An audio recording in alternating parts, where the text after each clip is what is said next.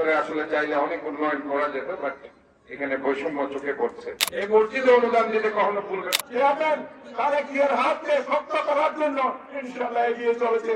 Chittagong city কর্পোরেশনের mayor doctor Shahadat Hossain হই সময়ের লগে লগে নগরীর জনবসতি ও অর্থনৈতিক কর্মকাণ্ড বৃদ্ধি পাইবার লাই চট্টগ্রাম সিটি কর্পোরেশনের সীমানা সম্প্রসারণ গড়ন জরুরি হয়ে পড়ছে। শুক্রবার জুমার আগে আনোয়ারা উপজেলার বোয়ালিয়া ২ নং ১২শত ইউনিয়নের বাইতুন নূর কেন্দ্রীয় জামে মসজিদের পুনর্নির্মাণ হাজর উদ্বোধন উপলক্ষে আয়োজিত আলোচনা সভা ও দোয়া মাহফিলত প্রধান অতিথির বক্তব্য তিনি হতা হই।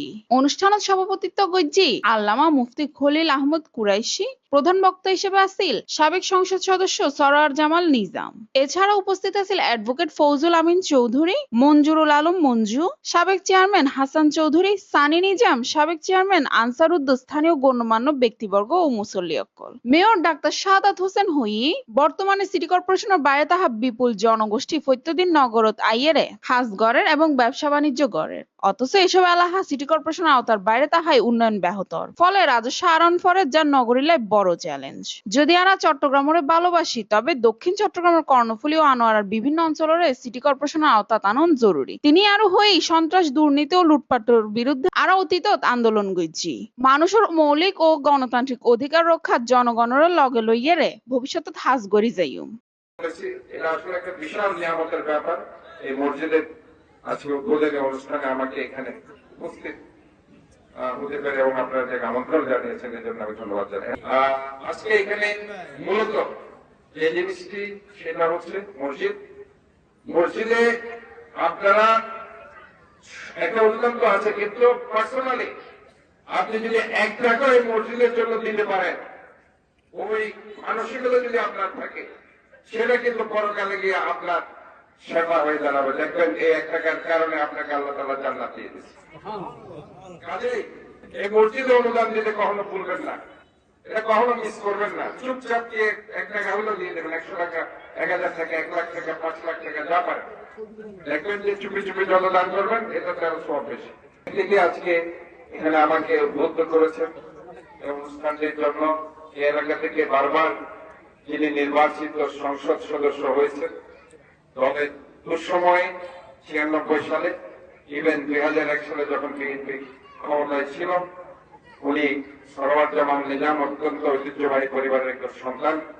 এবং আপনারা জানেন এখানে ওই সময় আমাদের দেশ নেত্রী তৎকালীন প্রধানমন্ত্রী খালেদা জিয়ার নির্দেশে প্রতি বছর 3-4 কোটি টাকা যে অনুদান দেওয়া হতো সেটা নিয়ে এখানে উনি বিভিন্ন রাস্তাঘাট করেছেন।